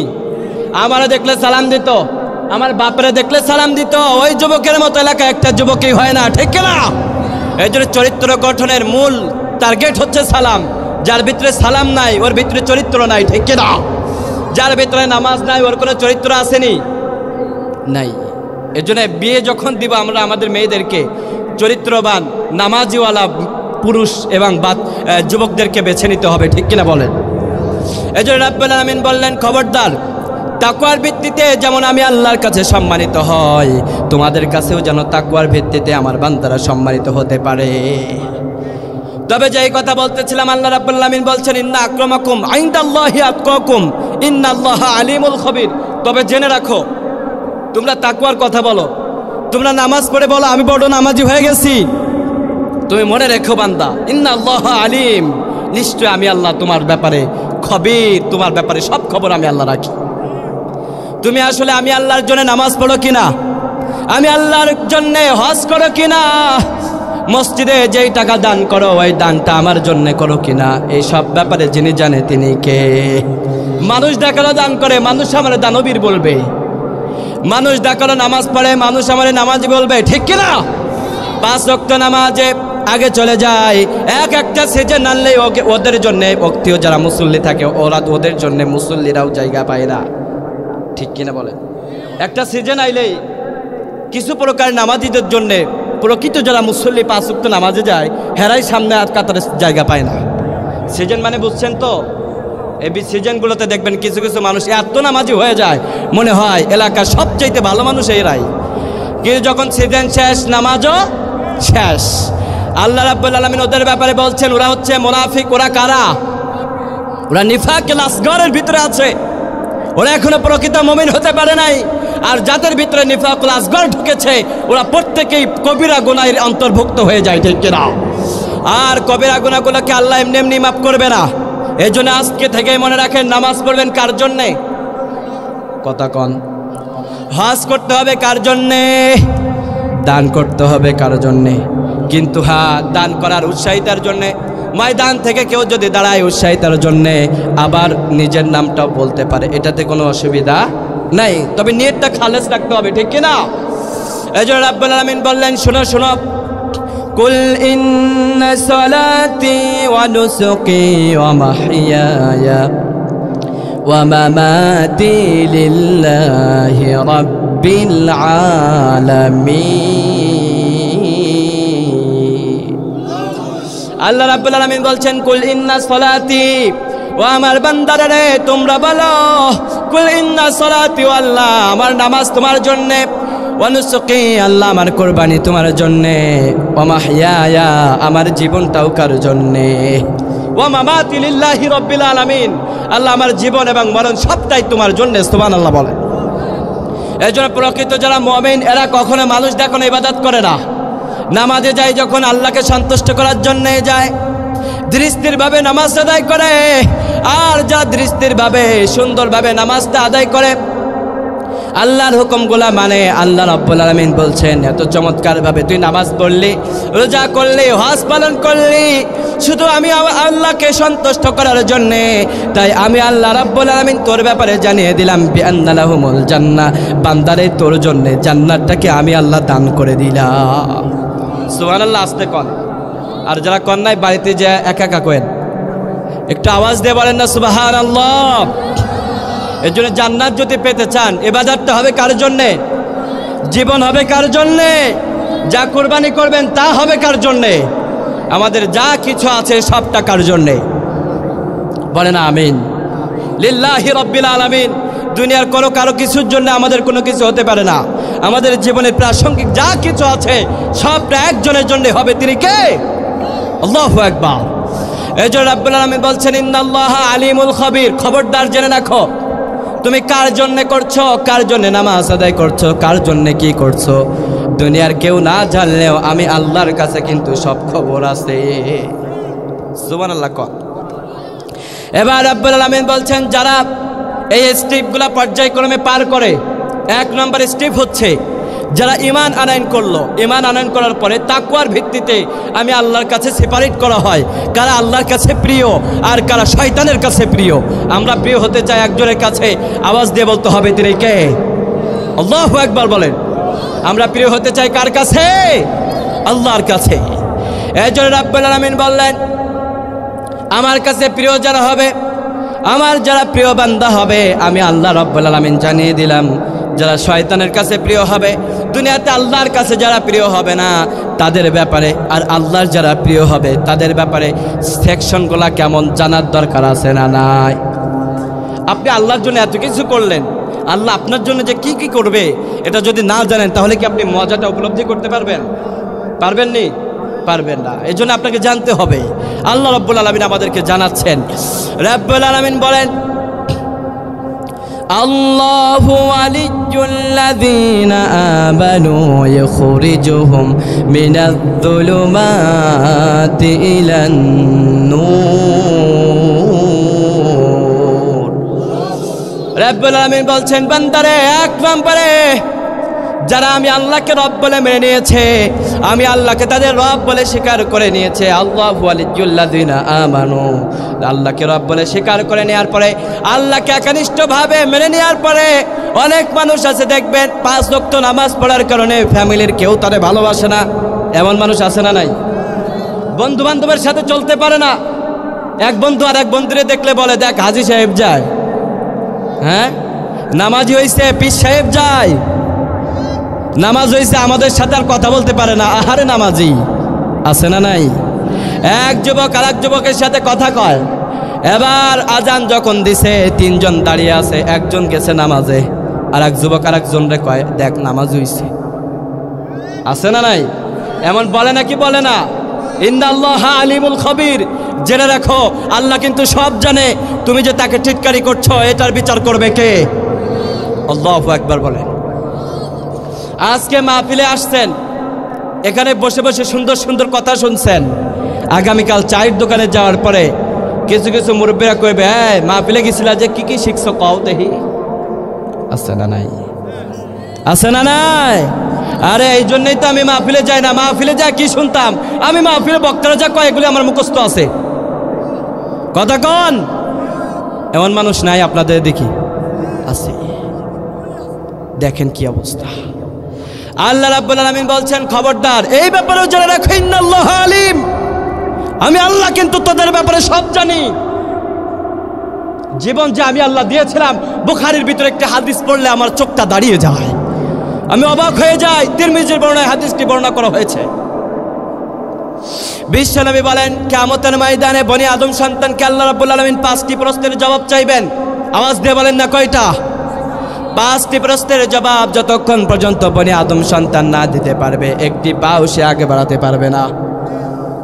ও মিয়া, এই হাদিসটা যখন আমি পড়ি আমি আমার নিজের ভিতরেই থাকতে পারি না, কি অবস্থা হবে সেদিন আমার। 1 নম্বরে বিশ্বনবী বলেন প্রথম যে প্রশ্নটা করা হবে, তোমাকে আল্লাহ রাব্বুল আলামিন যে জীবন দিয়েছিল 7 বছর, 70 বছর, 80 বছর, 100 বছর হায়াত পেয়েছিলা, ও আমার বান্দারে 100 বছর, 60 বছর, 70 বছর যে হায়াতটা তুমি পেয়েছিলা, এই হায়াতটা তুমি কোন রাস্তায় ব্যয় করেছো? জবাব দাও। মুরব্বীরা যারা আছেন কান খুলে শুনে রাখেন, এখনো যারা বাইরে ঘোরাফেরা করছে ওদেরকেও এটা জানা দরকার, ঠিক কিনা বলেন? কোরআনের মাহফিল বাদ দিয়ে যারা বাইরে ঘোরাফেরা করে এদেরকে কি জীবন সম্পর্কে প্রশ্ন করা হবে না? সেদিন কি জবাব দিবে আমার সমস্ত মানুষগুলো, ঠিক কিনা বলেন? আল্লাহ রাব্বুল আলামিন বললেন 1 নম্বর প্রশ্ন করা হবে। আমি আমার হাবিবকে জানিয়ে দিলাম, আপনি জানিয়ে দেন। 1 নম্বর প্রশ্নের সাথে সাথে আদম সন্তান থমকে যাবে। আল্লাহ গো, জীবন দিয়েছিল 80 বছর, 70 বছর, ও আল্লাহ 70 বছরের হিসাব যদি চাও, 1 সেকেন্ডের হিসাবও আমি দিতে পারবো না। হিসাব দিতে পারবেন না আপনি? আমি পারবো? কেউ পারবো না। এই জন্য বিশ্বনবী বলেন সব সময় দোয়া করবা, যখনই সুযোগ পাইবা তখনই দোয়া করবা, আল্লাহুম্মা হাসিবনি হিসাবান ইয়াসীরা, ও আল্লাহ তুমি আমার হিসাবকে সহজ করে দাও। আমিন বলেন। বিশ্বনবী বলেন 2 নম্বর প্রশ্ন করা হবে। এবার যুবকদেরকে কান করে শুনে রাখো যুবকরা, বিশ্বনবী বলেন 2 নম্বর যেই প্রশ্ন করা হবে ওই প্রশ্নটা হচ্ছে, তোমাকে আল্লাহ পাক রব্বুল আলামিন যেই যৌবনকালটা দিয়েছিল 18 বছর বয়স, 18 বছর ব্যাপারে একটা কবিতা আছে না নাই? 18 বছর বয়সে আপনি সব ভেঙে চূর্ণ বিচ্ছিন্ন করতে পারেন। আপনার গায়ে শক্তি থাকে দুর্বল, আপনি চাইলেই একটা মানুষের গালে থাপ্পড় দিতে পারেন, ঠিক কিনা বলেন? চাইলে একজনের প্রতিশোধ নিতে পারেন, চাইলে আকাম কুকামের শ্রেষ্ঠত্ব অর্জন করতে পারেন, ঠিক কিনা? কিন্তু 18 বছর বয়সে আপনি চাইলেই সমাজটাকে ভেঙে দুমড়ে মুচড়ে সুন্দর করে সমাজটাকেও সাজাতে পারেন, ঠিক কিনা? এই জন্য 18 বছর যারা বয়স আছো তোমরা একটু খেয়াল করে শোনো, সমাজটাকে গোছাতে হবে তোমাদের। আর যদি না গোছাও, কিয়ামতের ময়দানে 18 বছরের হিসাব জেনে নেবে তিনি কে? রাব্বুল আলামিনের হাবিব বলেন, যৌবন বয়সের ব্যাপারে আল্লাহ বলবেন, তোদেরকে যৌবনকাল দিয়েছিলাম, একটা কাল তো তোরা স্পেন্ড করেছিস। মুরব্বীরা কান খুলে শুনে রাখেন, আপনারা তো যৌবনকাল অতীত করে ফেলেছেন। যৌবনকালে কি কি আকাম কুকাম করেছেন? তাহাজ্জুদের নামাজে এখনো সময় আছে, এখনো বাচ্চা আছেন, তাহাজ্জুদের নামাজে আল্লাহর কাছে একটু বলেন, আল্লাহ যৌবন বয়সে আমরা বেশি কিছু বুঝি না মালিক, পাপ করে ফেলেছি, আল্লাহ তুমি আমাদেরকে মাফ করে দাও। মাফ করে দিতে পারে কে? মাফ করে দিতে পারে কে? ইয়া ইবাদিয়াল্লাযিনা আসরাফু লা তাকনাতু মির রাহমাতিল্লাহ। ভাইরা আমার, কখনো হতাশ হওয়া যাবে না। যৌবন বয়সে মুরব্বীরা, এখন তো বয়স হয়ে গেছে, এখন তো বুঝতেছেন কবরে যেতে হবে। যৌবন বয়সের ওই কথাটাকে স্মরণ করে আল্লাহর কাছে মাপ চান, তা না হলে আল্লাহ যদি যৌবন বয়সের ব্যাপারে প্রশ্ন করে কি জবাব দিবেন আপনি? আর যুবক যারা আছো কান খুলে শুনে রাখো, আল্লাহর হাবিব বলেছেন তোমাদেরকে প্রশ্ন করা হবে, তোদের যে যৌবনকাল দেওয়া হয়েছিল এই যৌবনকালটা কোথায় কাটিয়েছিস? জবাব দে। এখন যুবক গেছে, এক ওয়াক্ত নামাজ পড়ে নাই, সমাজের ভিতরে যত আকাম কুকাম আছে সব জায়গায় সে 1 নম্বরে ছিল, ঠিক কিনা বলেন? এলাকায় যারা ইফটিজিং করে ওই যুবকদের লিড দিত ওই যুবক আছে না নাই? আপনার মেয়েটা যখন স্কুলে ভার্সিটিতে পড়তে যায়, এলাকার ওই যুবকটাই ওখানে দাঁড়িয়ে আপনার মেয়ের সাথে ইফটিজিং করে, আছে না নাই? এই সমস্ত আকাম কুকাম যে সমস্ত যুবকরা করে, কিয়ামতের ময়দানে ওরাও সেদিন ধরাশয়ী হয়ে যাবে, ঠিক কিনা বলেন? রাব্বুল আলামিনের হাবিব 3 নম্বরে বলেছেন, 3 নম্বরে প্রশ্ন করা হবে, আল্লাহ রাব্বুল আলামিন তোমাকে যে সম্পদ দিয়েছিল এই সম্পদটা তোমরা কোন রাস্তায় উপার্জন করেছো? বলো বলো, কোন রাস্তায় এটাকে উপার্জন করেছো? কেমনে উপার্জন করেছো? কলবের খোঁচা দিয়ে উপার্জন করছো? ঘুষ নেয়া সুদ নেয়া উপার্জন করছো নাকি আকাম কুকাম করে উপার্জন করছো? জবাব দে। সেদিন আপনি আমি উপার্জন করেছি যা, এই ব্যাপারে সেদিন আল্লাহর কাছে জবাবদিহি করতে পারবো না, সেদিন ধরা খেয়ে যেতে হবে ভাই আমার। 4 নম্বরে বিশ্বনবী বলেন, এরপরে 4 নম্বরে যে প্রশ্ন করা হবে, আর এই প্রশ্ন করার জবাব যতক্ষণ পর্যন্ত আপনি আমি না দিতে পারবো, একটি পাও আপনি আমি সেদিন একটি পাও আগাতে পারবো না। বিশ্বনবী বলেন 4 নম্বর যে প্রশ্ন করা হবে, সম্পদ উপার্জন করার পরে এই সম্পদটাকে কোন রাস্তায় ব্যয় করছো? জবাব দে। আব্দুল করিম, তোরে যে এত সম্পদ দিছিলাম, ঢাকাতে 2টা ফ্ল্যাট ছিল, এই ফ্ল্যাটগুলা তুই মরে যাওয়ার পরে কোন রাস্তায় ব্যয় করছো? জবাব দে। মসজিদের জন্য কি করছস? এলাকার মাদ্রাসার জন্য কি করছস? তোর কাছে মসজিদের জন্য যা হয়েছিল, মসজিদ মাদ্রাসার জন্য তোর কাছে যা হয়েছিল, তখন তুই কৃপণতা করেছিলি, 100 টাকার উপরে তোর পকেট থেকে কিচ্ছু বাইর হয় নাই। অথচ তোর পাশে তোর এলাকায় যে মানুষটা দিন আনে দিন খাইতো, ওরে যখন মসজিদের ব্যাপারে বলা হইতো, মসজিদ থেকে কর করে মসজিদের জন্য 1000 টাকার নোটটা বাইর করে মসজিদে দিয়া দিত, তুই কি করছিলি? জবাব দে। সেদিন ভাই আমরা জবাব দিতে পারবো না। এজন্যে সম্পদ থাকতে এই সম্পদটাকে আমাদের ভালো পথে ব্যয় করার দরকার আছে না নাই? আসতে বলেন, আছে না নাই? এখন আমরা কি এগুলা চাই না? আসুন আমরা একটু পরেই এই সাবজেক্টের ভিতরে ফিরে যাচ্ছি। 5 নম্বরে বিশ্বনবী যেই ব্যাপারে আমাদেরকে সতর্ক করেছেন, রাসূল সাল্লাল্লাহু আলাইহি সাল্লাম বলেন, 5 নম্বরে যেই প্রশ্ন করা হবে, তুমি যতটুকু জেনেছিলা তার মধ্যে তুমি কতটুকু আমল করেছো? জানার পরে তুমি কতটুকু তার উপরে আমল করেছো? জবাব দাও। ও মিয়া, এই ব্যাপারে সেদিন আমিও ধরা খেয়ে যাব। আপনিও ধরা খেয়ে যাবেন। সেই দিন আমাদেরকে কেউ বাঁচাতে পারবে না, কারণ ওই দিন একজনের সামনে আমরা দাঁড়াবো। আওয়াজ দিয়ে বলেন না তিনি কে? ইয়াউমা ইয়াকুমুন নাস লিরাব্বিল আলামিন। সেদিন আল্লাহর সামনেই আপনাকেও দাঁড়াতে হবে, আমাকেও দাঁড়াতে হবে। সেদিন কোনো নেতা কোতার সামনে আমাকে দাঁড়াতে হবে না, আপনাকেও কোনো নেতার সামনে দাঁড়াতে হবে না। ওই দিন বিশ্বজাহানের রবের সামনে সেদিন আমাদেরকে দাঁড়াতে হবে, ঠিক কিনা? আল্লাহু আকবার বলেন। আর ওই দিনের ওই ভয়ঙ্কর পরিস্থিতি থেকে যদি বাঁচতে চাই, আমাদেরকে আল্লাহ রাব্বুল আলামিন যে ভিটামিন বলেছেন, আমার প্রতি ঈমান আনয়ন কর। আমি যেই পথটা তোদেরকে দেখিয়েছি, আমার হাবিব যেই পথটা দেখিয়েছে, লাকাদ কানা লাকুম ফি রাসূলিল্লাহ উসওয়াতুন হাসানা, আমার হাবিব যেই পথে চলেছে ওই পথে তুই চল, ঠিক কিনা বলে? আল্লাহর হাবিব যেই পথে চলতো ওই পথে আপনি জীবনেও চলেন নাই। আল্লাহর হাবিবের যে আচরণ ছিল সেই আচরণ আপনার ভিতরে নাই। আল্লাহর হাবিব যেইভাবে চলাফেরা করতো নমনীয়ভাবে, ওই নমনীয় চলাফেরা আপনার ভিতরে নাই। কিয়ামতের ময়দানে লাকাদ কানা লাকুম ফি রাসূলিল্লাহ, কিভাবে আপনি আমি আল্লাহর সামনে সেদিন দাঁড়াবো? সেদিন তো ধরা খেয়ে যেতে হবে।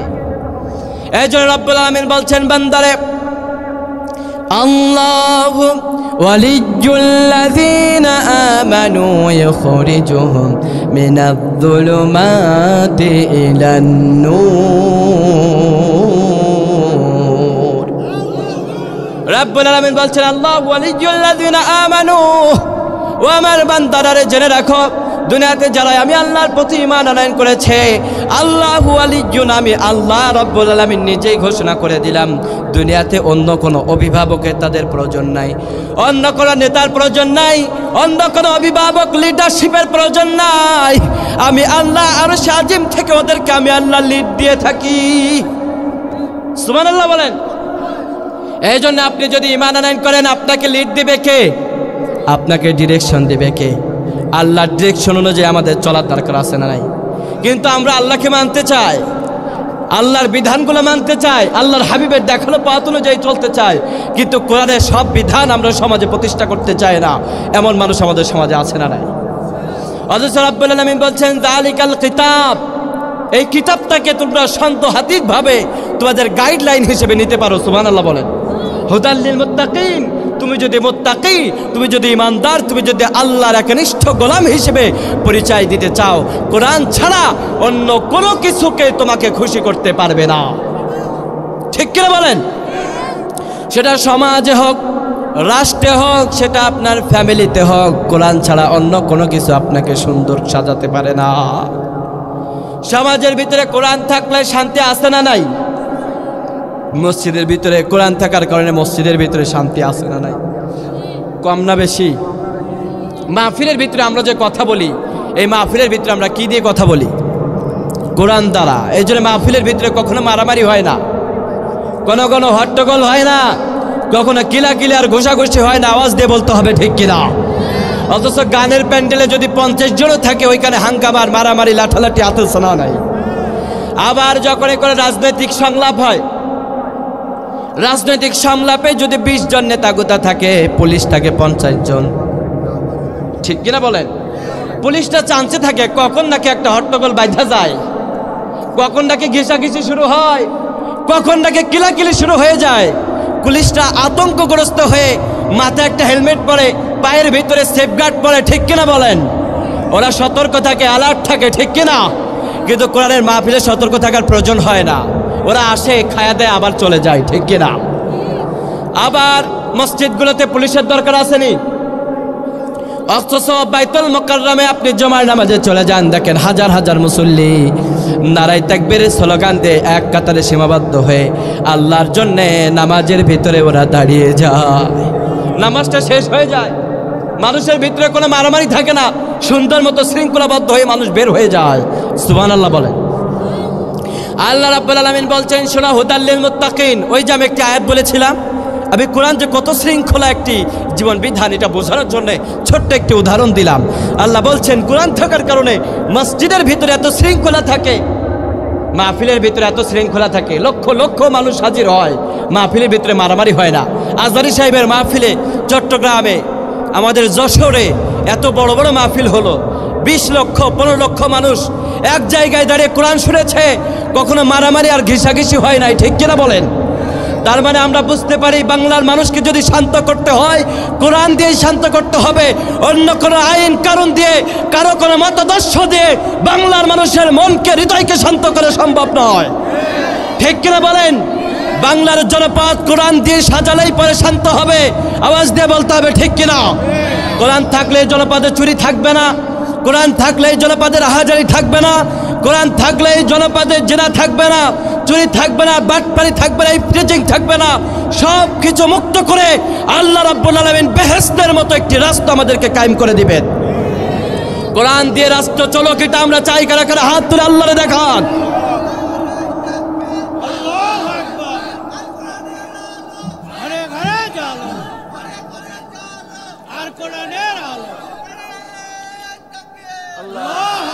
আল্লাহ আমাদেরকে কবুল করুন, বলেন আমিন। ভাইরা আমার, বাস্তবতা, রিয়েলিটি যেটা, সেটা আমাদেরকে মানতে হবে, ঠিক কিনা? এদেশের স্বাধীনতার স্থপতি বলে একজনকে আমরা অনেক সময় আগে চিনতাম, কিন্তু তার যখন জীবন বৃত্তান্ত আমাদের কাছে প্রকাশ হয়েছে আমরা এখন বুঝেছি আসলে কেমন ছিল। কথাগণ ঠিক কিনা? জাতির পিতা হিসেবে মত প্রতিষ্ঠা করতে চাইলো, কিন্তু আল্লাহ বলছে না, দুনিয়াতে আমি আল্লাহ যারা সিলেক্ট করেছি, দুনিয়ার কেউ তার ভিন্নতা কোনো রূপ দিতে পারে না, ঠিক কিনা বলেন? বিভিন্ন মতাদর্শ দিয়ে দেশকে চালানো হয়েছে। আমরা আর কোনো মতাদর্শে বিশ্বাসী হতে পারি না, কারণ সবাই আমাদেরকে ধোঁকা দিয়েছে। আমরা এ পর্যন্ত দেখেছি 1400 বছর আগে কোরআন দিয়ে রাষ্ট্র কায়েম করেছে। খোলাফায়ে রাশেদের জীবন আমরা এখনো পড়ি, চোখ দিয়ে পানি বাইর হয়ে যায়। তখন দুর্নীতি ছিল না, ঠিক কিনা বলেন? বছরের পর বছর এক এক রাষ্ট্র উন্নত হয়েছে কোরআন দিয়ে চালানোর কারণে, ঠিক কিনা? খোলাফায়ে রাশেদার 3 বছর 4 বছর খোলাফায়ে রাশেদার শাসকরা চালিয়েছে। 3 বছরের ভিতরে এত স্বর্ণ উজ্জ্বল রাষ্ট্র প্রতিষ্ঠা করেছে যে রাষ্ট্রের ভিতরে শান্তি আর শান্তি, অশান্তি কোথাও ছিল না, ঠিক কিনা বলেন? আমাদের রাষ্ট্রের ভিতরে 50 বছর হইল, এখনো বাংলার মানুষ শান্তি খুঁজেই পায় না, ঠিক কিনা? রাস্তাঘাটে পথে ঘাটে মানুষ ঘুমায়, তাদের জায়গা নাই ঘুমানোর। অথচ সাইয়েদনা ওমর ফারুক রাদিয়াল্লাহু তাআলা আনহু তিনি বলছেন, ও মিয়া খেয়াল করে শুনেন, অর্ধ পৃথিবী তিনি শাসন করেছেন ধোলার আসনে বসে। খেজুর পাতার ঘরটি তোমার বারবার গিয়েছে খসে, সুবহানাল্লাহ। তারাই তো ছিলেন অরিজিনাল শাসক, ঠিক কিনা বলেন? আর এখন আমাদের নেতাগোতা হইলেই পরে কোন একটা পদ পাইলেই 200 কোটি টাকা পাচার। এখানে 2টা বিল্ডিং, ঢাকাতে 4টা, অথচ এর আগে তার কিচ্ছু ছিল না, ঠিক কিনা? অপচয় আর দুর্নীতি করে আমাদের দেশটাকে ওরা লুট করে খেয়ে দিয়েছে, ঠিক কিনা বলেন? এই জন্য আমাদের একমাত্র একটাই বিশ্বাস, সেটা হচ্ছে কোরআন। কোরআন দ্বারা আমরা রাষ্ট্র পরিচালনা করতে চাই, ঠিক কিনা? কোরআন আমাদেরকে ধোঁকা দিতে পারে না।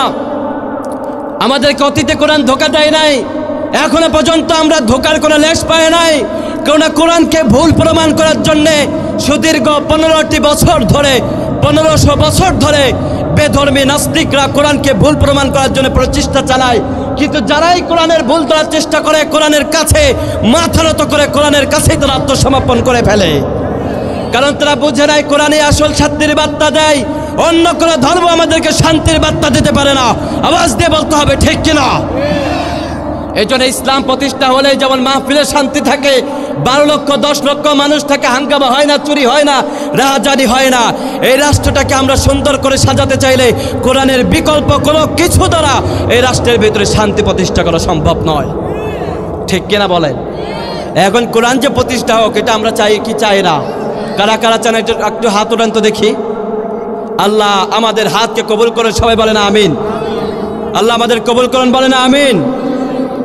এই জন্য ভাইরা আমার, আল্লাহ রাব্বুল আলামিন আমাদেরকে বলছেন, কোরআন যদি তোমরা প্রতিষ্ঠা করতে চাও তাহলে তোমাদেরকে আমি আল্লাহকে মানার মতো মানতে হবে, ঠিক কিনা বলেন? কেননা কেন আল্লাহকে মানার মতো মানার কথা বলেছেন? আল্লাহ পবিত্র কোরআনেই তো বলেছেন, ইয়া আইয়ুহাল্লাযিনা আমানু দুখুলু ফিস সিলমি কাফা, ইয়া আইয়ুহান নাসু তাকু রাব্বাকুম, তোমরা তোমাদের আল্লাহকে ভয় করো। আবার আল্লাহ অন্য জায়গায় বলছেন, তোমরা ইসলামের ভিতরে পরিপূর্ণ দাখিল করো। তার মানে ওই যে সূরাতুল আনকাবুতের একটা আয়াত আমি তেলাওয়াত করেছিলাম, আপনাদের মনে আছে কিনা আমি জানি না। আল্লাহ বলছেন, হাসিবান নাসু আইয়ুতরাকু আইয়াকুলু আমান্না ওয়া হুম লা ইফতানুন, সুবহানাল্লাহ বলে। রাব্বুল আলামিন বলছেন, শোনো, আমি ওই আয়াতে আবার একটু টাচ দিচ্ছে আপনাদেরকে বোঝানোর জন্য। আল্লাহ রাব্বুল আলামিন বলছেন, বান্দারে তোমাদের ভিতরে যারা অনেক মানুষ আছে এরা মনে করে শুধুমাত্র আল্লাহকে রব বলে স্বীকার করলেই বোধহয় জান্নাতটা পাওয়া যাবে। কিন্তু আমি আল্লাহ বলে দিলাম শুধুমাত্র মুখে স্বীকৃতির মাধ্যমে জান্নাত পাওয়া সম্ভব নয়। পরের আয়াতে আল্লাহ বলছেন, লাকাদ ফাতান্নাল্লাযিনা মিন ক্বাবলিহিম, কেন সম্ভব নয়? আমি আল্লাহ রাব্বুল আলামিন তোমাদের পূর্বে যারা গত হয়েছে চলে গিয়েছে ওদেরকে তো আমি আল্লাহ জাস্টিফাই করে নিয়েছি, ভেরিফাই করে নিয়েছি। আমরা আল্লাহরে বললাম, আল্লাহ তুমিই তো আমাদেরকে সৃষ্টি করেছো, ও আল্লাহ তাহলে কেন আমাদেরকে পরীক্ষা করা লাগবে? আল্লাহ পরীক্ষাবিহীন তো আমরা জান্নাতে যেতে পারি। আল্লাহ যদি চান আমাদেরকে পরীক্ষাবিহীন জান্নাতে দিতে পারেন নাকি পারেন না? সেই স্পেস জায়গা মনে হয় আল্লাহর কাছে নাই, আছে না নাই?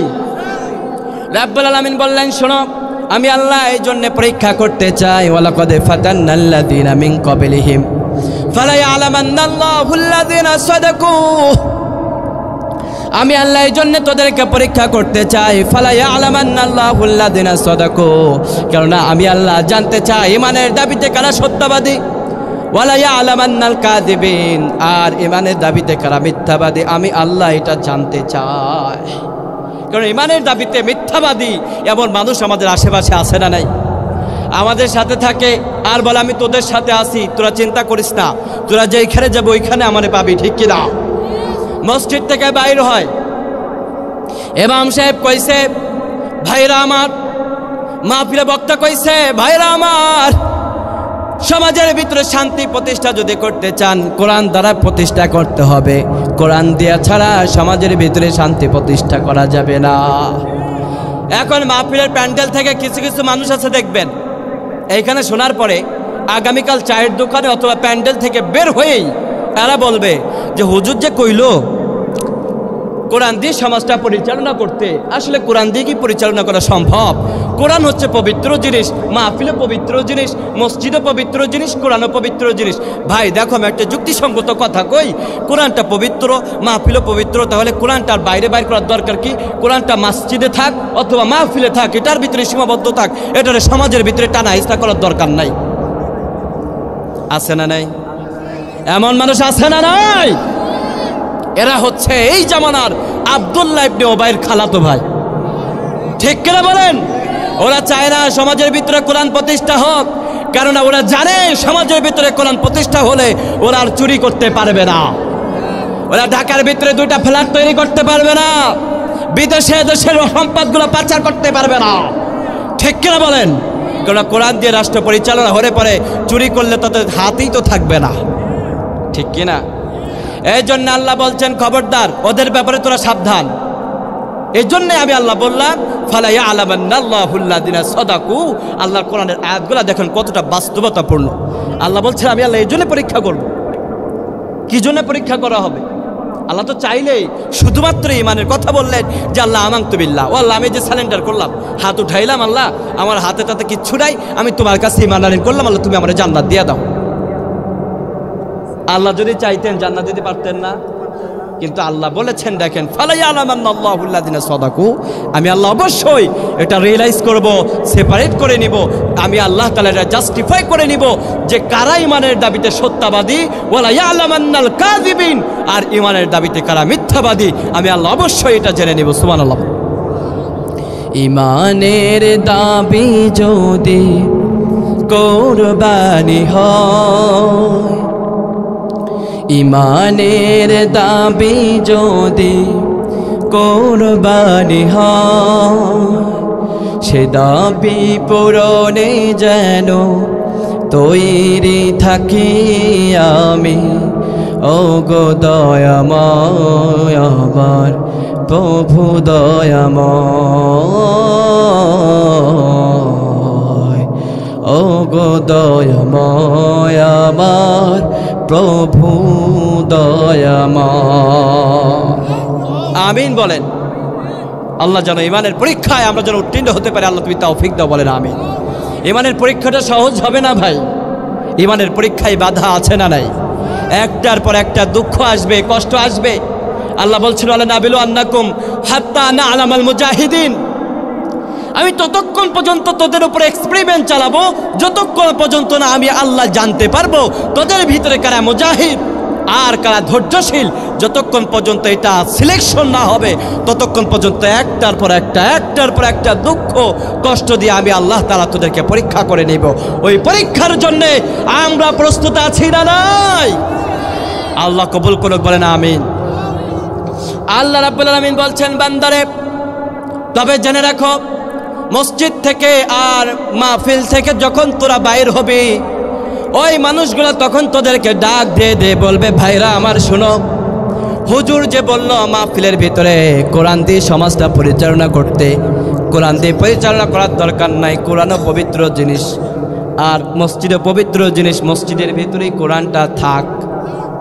ঠিক কিনা? এরা আর কিচ্ছু না, এরা হচ্ছে পাক্কা মুনাফিক। ঠিক কিনা বলেন? আল্লাহ রাব্বুল আলামিন এদের ব্যাপারে একটা আয়াত কালিমা নাজিল করেছেন, শুনবেন নাকি? না শেষ করে দিই? আরে না, অনেক রাত হয়ে গেছে তো, আপনারা তো আমার ছাড়তেন না। কয়টা পর্যন্ত চলতো?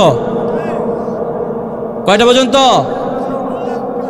একটা পর্যন্ত না, একটা পর্যন্ত না, আপনারা একটা পর্যন্ত এনে বসে দেন, আমি এদিক দিয়ে দৌড় দিমু, বুঝছেন নি? যেই ঠান্ডা, আপনারা আমারও লাইন করে বলাইবেন। সুবহানাল্লাহ কোন? ইসলাম শুনতে গেলেও শান্তি আছে না নাই? ইসলামের বাণীগুলো শুনতে গেলে শান্তি আছে না নাই? মাহফিলের ভিতরে শান্তি, ঠিক কিনা বলেন? এজন্য মাহফিলের ভিতরে যখন বসবেন, বক্তা শ্রোতার ভিতরে একটু একটা শান্তি না থাকলে কথাগুলো হৃদয়ের ভিতরে যায় না, ঠিক কিনা? এজন্য মাঝে মধ্যে আমি আপনাদেরকে একটু জাস্টিফাই করে নেই যে আসলে আপনারা এখানে বাচ্চা আছেন না ঘুমায় আছেন, ঠিক নেই? একটু তাকবীর দেন, লিল্লাহি তাকবীর, লিল্লাহি তাকবীর, লিল্লাহি তাকবীর। কেউ হাতে ফোন দিছে না? একটু জিকির করে লা ইলাহা।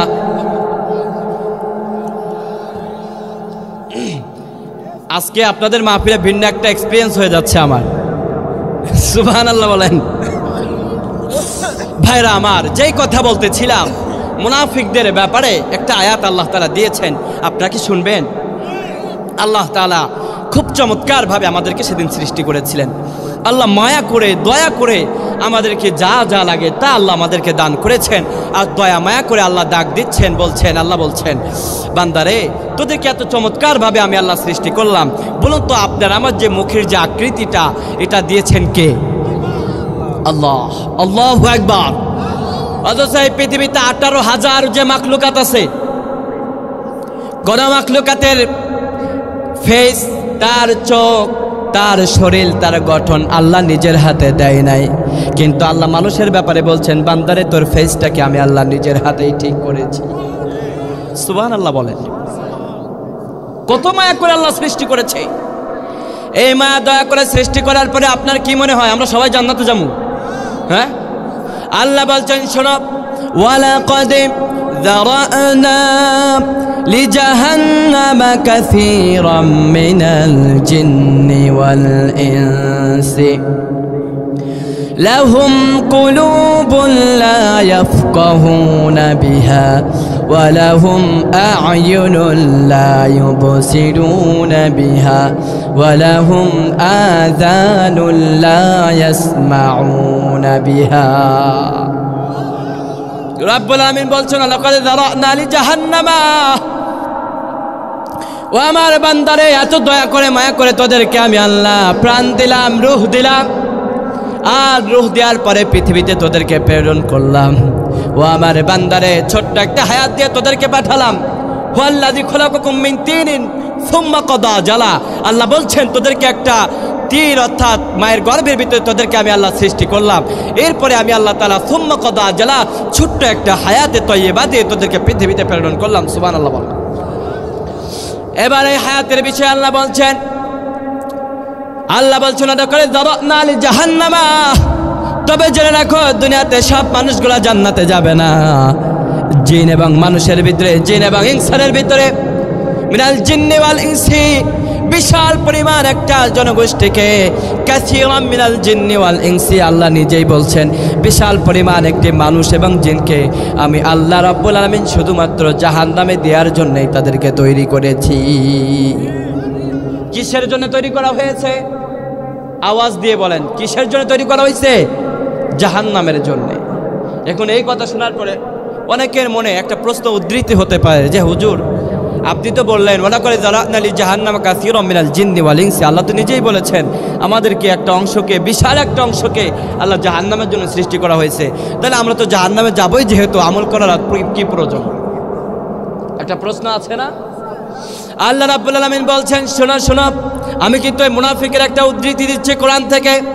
কানগুলো যদি খরগোশের মতো খাড়া করে না দিয়ে শুনেন ভাইরা, আমার আলোচনা আপনি বুঝবেন না। রাব্বুল আলামিন বলছেন ওয়ালা করে যারানা লি জাহান্নামা কাসীরাম মিনাল জিন্নি ওয়াল ইনসি, এই জন্য বিশাল পরিমাণ একটি জনগোষ্ঠীকে আমি আল্লাহ রাব্বুল আলামিন শুধুমাত্র জাহান্নামে দেওয়ার জন্য সৃষ্টি করেছি। এদের একটা মাত্র দোষ, আর ওই দোষটা হচ্ছে লাহুম কুলুবুল লা ইয়াফকাহুনা বিহা। ওদের সুন্দর একটা মন্তর দিয়েছিলাম আমি, কলব দিয়েছিলাম, কিন্তু এই কলব দিয়ে আমার ওই বান্দাগুলা, নিকৃষ্ট বান্দাগুলা ভাবে না যে কোনটা সঠিক কোনটা ভুল। এজন্য ওরা কোরআনের মাহফিল থেকে ভালো ভালো শুনে, মাহফিল থেকে বাইর হওয়ার পরে কোরআনের মাহফিলের বিরুদ্ধেই কথা বলতে শুরু করে। ঠিক কিনা বলেন? এই ময়দানে না পাইলে আগামীকাল চায়ের দোকানে গেলে এদেরকে খুঁজা খুঁজা পাইবেন। ঠিক কিনা বলেন? যে হুজুরে যা কইছে সেটি আমি আগের থেকেই জানতাম। হ্যাঁ, এগুলো পণ্ডিত, ঠিক কিনা? এখানে যা আওয়াজ হইতেছে চায়ের দোকানে এর চাইতে বড় আওয়াজ হইব কালকে। সবাই যান, আপনাদের দাওয়াত থাকলো কালকে। আল্লাহ বলছেন খবরদার, এই সমস্ত মানুষগুলা বড্ড ভয়ঙ্কর, কারণ আমি আল্লাহ লাহুম কুলুবুল লা ইয়াফকাহুনা বিহা, ওদেরকে চমৎকার একটা অন্তর আমি আল্লাহ দান করেছি, কিন্তু ওই অন্তর দিয়ে ওরা সঠিকটা ভাবে না। ওরা বুঝেছে এটা ঠিক, কিন্তু এটা ওরা বাস্তবায়ন করতে চায় না। ওরা এটা নির্যাস বাইর করতে চায় না। আপনি একটা গল্প পড়েছেন, ওটা একটা সামারি লিখতে হয়, ওই সামারিটা সে লিখতে চায় না। সে বলে না না, যা শুনলাম এটা গরুর মতো খাইলাম আর পিছন দিক থেকে বাইর করে দিলাম। ঠিক কিনা? আল্লাহ রাব্বুল আলামিন বলছেন এরা হচ্ছে জাহান্নামের একটা নরকই। ঠিক কিনা? কারণ আল্লাহ নিজেই বলছেন কাসীরাম মিনাল জিন্নি ওয়াল ইনসি, ওই যে বিশাল একটা জনগোষ্ঠীকে আল্লাহ রাব্বুল আলামিন জাহান্নামে দিবে। জাহান্নামে যাওয়ার একমাত্র কারণ হচ্ছে ওদের অন্তর দিয়েছে কে? আল্লাহ ওদের অন্তর দিয়েছে। অন্তরটা দেওয়ার পরে অন্তর দিয়ে ওরা সঠিকটা ভাবতে চায় না। এরপরে রাব্বুল আলামিন বলছেন লাহুম কুলুবুল লা ইয়াফকাহুনা বিহা ওয়া লাহুম আ'য়ুনুন লা ইউবসিরুনা বিহা। এরপরে আমার বান্দাদের শুন, ওদেরকে দেখার জন্য সুন্দর করে দুইটা চোখ আমি আল্লাহ তাআলা ওদেরকে সেট করে দিলাম। দুনিয়াতে কত মানুষ আছে ওদের চোখ নাই, কিন্তু আল্লাহর কাছে ওরা প্রিয় বান্দা হয়ে গেছে। আর আপনার দুইটা চোখ আছে, কিন্তু আল্লাহর প্রিয় হইতে পারেন না এখনো আপনি। ঠিক কিনা? আপনার দুইটা চোখ আছে ভাই, অন্তর আছে, কিন্তু আপনি আল্লাহর প্রিয় হতে পারেন নাই। আপনার নামটা এখনো মুনাফিকের লিস্টের ভিতরে আল্লাহ লিখে রেখেছেন। ঠিক কিনা? আল্লাহ বলছেন আলাহুম আ'য়ুনুন লা ইউবসিরুনা বিহা, ওদের যে দুইটা চোখ দিয়েছি ওই চোখ দিয়ে ওরা সঠিকটা দেখার চেষ্টাও করে না। ওরা দেখে, কিন্তু দেখার পরে চোখটা ওখান থেকে ঘুরিয়ে নেয়। ঠিক কিনা বলেন? আল্লাহ রাব্বুল আলামিন এরপরে বলছেন লাহুম কুলুবুন লা ইয়াফকাহুনা বিহা ওয়া লাহুম আ'য়ুনুন লা ইউবসিরুনা বিহা ওয়া লাহুম আযানুন লা ইয়াসমাউনা বিহা। এরপরে আল্লাহ বলছেন ওদের দুইটা করে কান দিলাম। কান দিয়েছে কে? আপনার আমার কান দিয়েছে কে? আর যাদেরকে কান যিনি দেয় নাই তিনি কে?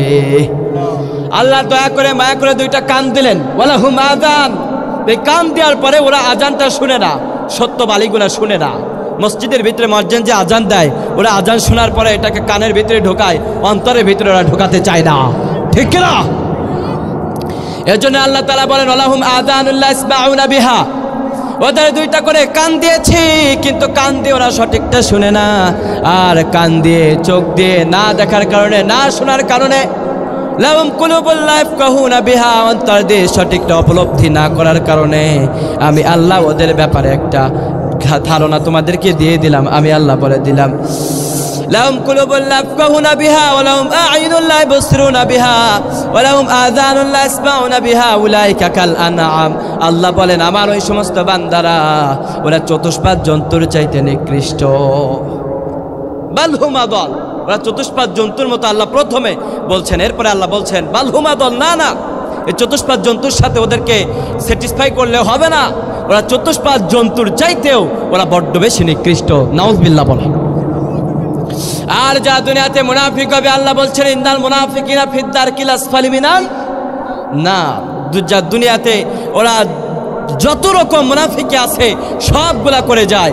আর আমি আল্লাহ ঘোষণা করে দিলাম, যা যেদিন কিয়ামত হয়ে যাবে, যেদিন ওদের মৃত্যু হবে, ওই দিন অন্য অন্য ব্যক্তিদের মতো ওদের শাস্তি হবে না, ওদের শাস্তি হবে একটু আলাদাভাবে।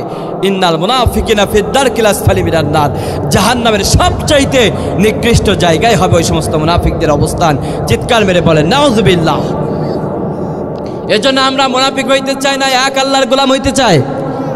এজন্য আল্লাহ রাব্বুল আলামিন বলছেন, ওই যে আমি প্রথমে বলেছিলাম একটা আয়াত, আল্লাহ তাআলা বলছেন আল্লাহু ওয়ালিয়্যুল্লাযিনা আমানু, দুনিয়াতে আল্লাহকে যারা রব বলে স্বীকার করে নিয়েছে, আল্লাহকে যারা বন্ধু বলে স্বীকার করে নিয়েছে, আল্লাহর প্রতি যারা একনিষ্ঠ ঈমান আনয়ন করেছে, আল্লাহ রাব্বুল আলামিন আরশে আজিম থেকে ঘোষণা করে দিয়েছে আল্লাহু ওয়ালিয়্যুল্লাযিনা আমানু, আমার প্রতি ওই সমস্ত বান্দারা ঈমান আনয়নের কারণে আমি আল্লাহ রাব্বুল আলামিন ওদেরকে আমার অভিভাবক হিসেবে ওদের জন্য যথেষ্ট হয়ে যায়।